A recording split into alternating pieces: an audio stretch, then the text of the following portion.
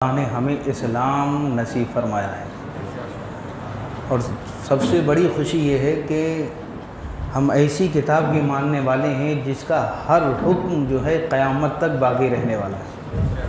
کوئی اس میں رد و بدل کر ہی نہیں سکتا، اس میں کوئی رد و بدل نہیں کر سکتا۔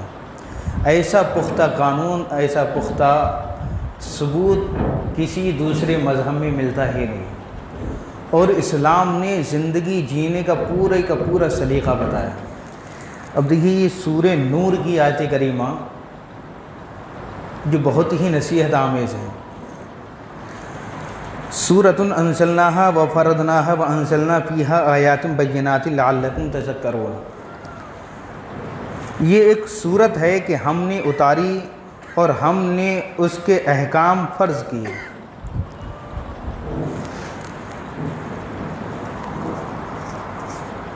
اس کے احکام یعنی اللہ رب العزت کے احکام کے جن پر عمل کرنا ہر مسلمان پر ضروری ہے، اور ہم نے اس میں روشن آیتیں نازل فرمائی کہ تم دھیان کرو، یعنی روشن یعنی بالکل کھلی ہوئی نشانیاں ہمیں ظاہر کی ہیں تاکہ ہم ان کو دیکھیں۔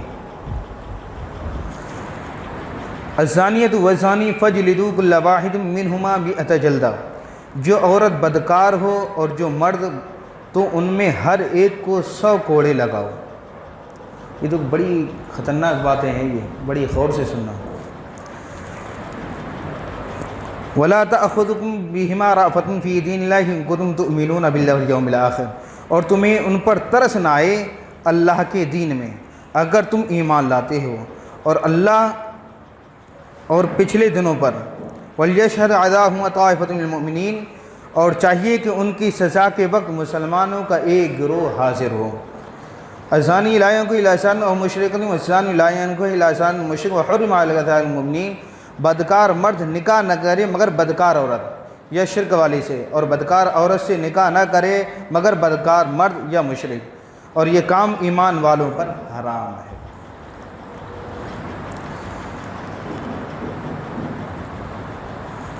یہاں پر دیکھو میں کچھ باتیں سمجھانا چاہ رہا ہوں اس صورت میں۔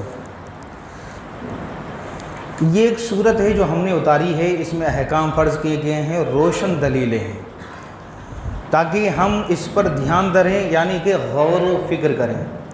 جیسا کہ قرآن میں آیا فَاعْتَبِرُوا یا اُولِي الْأَبْصَارِ، یہ قرآن جو ہے عقل والوں کے لیے نصیحت ہے، سوچنے والوں کے لیے یہ جو ہے ایک نصیحت آمیز ہے۔ فَاعْتَبِرُوا یا اُولِي الْأَبْصَارِ، تو کہا کہ ہم نے اس میں نصیحتیں رکھی ہیں، روشن آیتیں نازل فرمائی ہیں کہ تم دھیان دھرو، جو عورت بدکار ہو اور جو مرد تو ان میں ہر ایک کو 100 کوڑے لگاؤ۔ اب یہاں پر دیکھو ایک چیز جو ہے گرامر کے اعتبار سے بات بتاتا ہوں، یہاں پر سمجھانا چاہتا ہوں کہ ہمارے سماج میں ہوتا کیا ہے۔ الزانیۃ والزانی، یہاں پر لفظ میں پہلے عورت کا ذکر ہے، الزانیۃ تائے تانیث کے ساتھ، یہ گرامر کی بات ہے، مگر کہیں بات یہاں پر یہ سمجھا دوں کہ پہلے عورت کا ذکر ہے بعد میں مرد کا ذکر ہے۔ قرآن پہلے مرد کا بھی ذکر لا سکتا تھا مگر عورت کا کیوں لایا؟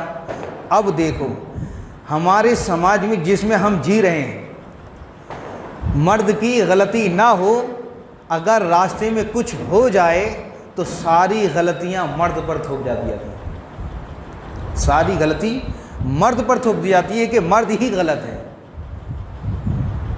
سمجھے؟ مگر حالانکہ ہر جگہ مرد غلط نہیں ہوتا۔ یہاں پر پہلے عورت کا ذکر لا کر کے قرآن نے ایک بات کی طرف اشارہ کیا ہے کہ پہل عورت کی طرف سے ہوتی ہے، پہل عورت کی طرف سے ہوتی ہے۔ اگر یہی عورت کو، یہ اسی پارے کی اسی صورت کے آگے آیت کریمہ وَلَا يُبْدِينَ زِينَتَهُنَّ، اگر عورتیں اپنی زینت کو ظاہر نہ کریں اور اپنی نگاہوں کو نیچی رکھیں تو کسی مرد کی ہمت ہی نہیں ہو سکتی ہے کہ کسی عورت کی طرف آنکھ اٹھا کر کے دیکھے۔ جب تک اس کی رضا نہیں ہوگی، اس کی مرضی نہیں ہوگی، تب تک کوئی مرد اس کی طرف آنکھ اٹھا کر بھی نہیں دیکھ سکتا، نہ اس کو ہاتھ لگا سکتا ہے۔ اس لیے قرآن نے پہلے عورت کا ذکر کیا ہے کہ پہل عورت کی طرف ہوتی ہے، مرد کی طرف سے نہیں ہوتی۔ مرد ہمیشہ ڈرتا ہے، اس لیے پہلے الزانیۃ کہا کہ پہل جو ہے عورت سے ہوتی ہے۔ اور دیکھیے پھر کہا کہ فَجْلِدُوا كُلَّ وَاحِدٍ مِّنْهُمَا، کہ دونوں میں سے ہر ایک ایک کو کوڑے لگائے جائیں، کتنے 100 اور کوئی ترس نہ کھائے جائے، اگر تم ایمان رکھتے ہو اللہ پر اور قیامت کے دن پر۔ تو 100 کوڑے لگانے کی بات یہ ہے، اگر مر بھی جائے کوڑے لگاتے ہوئے تو کوڑوں کی تعداد پوری کرنا ضروری ہے، 100 کوڑے پورے کے پورے کرے جائیں گے۔ مگر یہاں پر ایک بات یاد رکھنا ہے کہ کسی کے زنا کو ثابت کرنے کے لیے 4 گواہ ہونا چاہیے، اور چیزوں میں جو ہے، اور چیزوں میں 2 گواہ چلتے ہیں، مگر اس چیز کے لیے وہ بھی بہت ہی پکے والے گواہ چاہیے، تبھی یہ چیز ثابت ہوگی، ورنہ کسی میں تہمت لگانا یہ حرام ہے، کسی پر تہمت لگانا حرام ہے۔ یہ کہا یہاں پر دیکھو والذین یرمون ازواجہم ولم یکن لہم شہداء الا انفسہم فشہادۃ احدہم اربع شہادات باللہ انہ لمن الصادقین، اور ان کے پاس اپنے بیان کے سوا گواہ نہ ہو تو ایسے کسی کی گواہی یہ ہے کہ 4 بار گواہی دے کہ اللہ کے نام سے کہ وہ سچا ہے، اور 5ویں یہ کہ اللہ کی لعنت ہو اس پر کہ اگر جھوٹا ہو۔ یعنی اگر کوئی ثبوت، 4 گواہ ہیں، وہ 4 گواہی دے رہے ہیں تو اس کو بھی اپنا موقف رکھنے کا حق ہے، وہ 4 بار گواہی دے گا اور 5ویں بار یہ کہے گا کہ اگر میں جھوٹا ہوں تو مجھ پر اللہ کی لعنت ہے، جس پر زنا کی تہمت آ گئی ہے۔ اس لیے کہا ہے کسی پر زنا کی تہمت لگانے سے پہلے 100 بار سوچو، کیونکہ اگر تم نے تہمت لگائی ہے اور وہ پارسا ہے، نیک ہے، تو تمہیں اس کا حساب اللہ کی بارگاہ میں دینا پڑے گا، کیونکہ تم نے ایک پاک دامن عورت کو اس کو ذلیل کیا ہے، اس کو رسوا کیا ہے۔ یہاں پر ایک بات اور کہہ دوں، ہمارے نوجوانوں میں یہ بہت خرافاتیں پیدا ہو گئی ہیں، مگر ایک بات یاد رکھنا، یہ ایسا قرض ہے زنا، یہ ایسا قرض ہے، آج تم کرو گے کل تمہاری اولادوں میں سے اس کو ادا کرے گا۔ آج تم نے کیا ہے، کل تمہاری اولاد، تمہاری چاہے بیٹی ہو چاہے تمہارے گھر میں سے کوئی بھی ہو، وہ اس قرض کو ادا کرتی ہے۔ اب بتائیے کوئی ہے جو اس چیزوں کو پسند کرے؟ اور زنا پر اتنی بڑی سزا کیوں رکھی ہے؟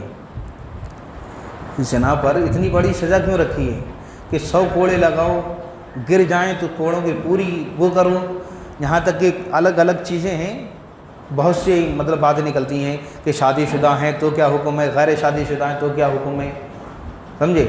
تو ان کو رجم بھی ہے، کسی کا رجم کا حکم ہے، کسی کو جلا بطنی ہے، کسی کو پتھر مارنے کا حکم ہے، وہ الگ الگ ہے۔ مگر یہاں پر ایک چیز بتا رہا ہوں کہ زنا پر اتنی سخت پابندیاں کیوں لگائی ہیں؟ زنا جو ہے جب انسان کرتا ہے تو بدکار عورت کے ساتھ کرے گا تو اسے ایڈز کی بیماری ہوگی۔ کس کے ساتھ کرے گا؟ ایڈز کی بیماری۔ اور یہی تو شریعت ہے کہ ہم وضو کرتے ہیں تو وضو کے ذریعے ہماری کئی ہزار بیماریاں دور ہوتی ہیں، اور زنا سے بچا کر کے ہمیں ایڈز جیسی بیماری سے مسلمانوں کو محفوظ کیا گیا ہے، تاکہ تم اس سزا کو یاد رکھو کہ 100 کوڑوں کو یاد رکھو اور تمام لوگوں کے سامنے کوڑے لگائے جائیں تو اس سے لوگ عبرت حاصل کریں کہ ہم نے روشن آیتیں نازل کی ہیں تاکہ تم دھیان رکھو، یعنی غور و فکر کرو۔ جب ایک گناہ کی سزا یہ ہے کہ 100 کوڑے ہیں، پتھروں سے مارنا ہے، جب یہ سامنے سزا دی جائے تو دوسرے کا دل ہل جائے اور اس گناہ سے باز رہے۔ جب اس گناہ سے باز رہے گا تو دوسری بیماری جو ہونے والی ہے بدکار عورت کے ساتھ، جو کام کرنے سے، زنا کرنے سے، جو بدکار عورت سے جو بیماری پیدا ہوتی ہے جس کا نام ایڈز ہے، اس سے بھی ہر مسلمان محفوظ ہو جائے۔ تو یہ ہے شریعت جو ہر پل ہماری حفاظت بھی کرتی ہے، اس کے ہر کام میں حکمت ہے، اس کے ہر کام میں حکمت ہے۔ اس لیے شریعت کا حکم ہے فعل الحکیم لا یخلو عن الحکمت، اللہ رب العزت کے ہر کام میں کوئی نہ کوئی حکمت موجود ہوتی ہے، ہر کام میں کوئی نہ حکمت موجود ہے، مگر یہ ہے کہ ہم سمجھتے بہت دیر میں۔ اگر ہم کو مصیبت بھی آتی ہے تو اس میں بھی اللہ کی حکمت، اور مصیبت کا جانا بھی اللہ کی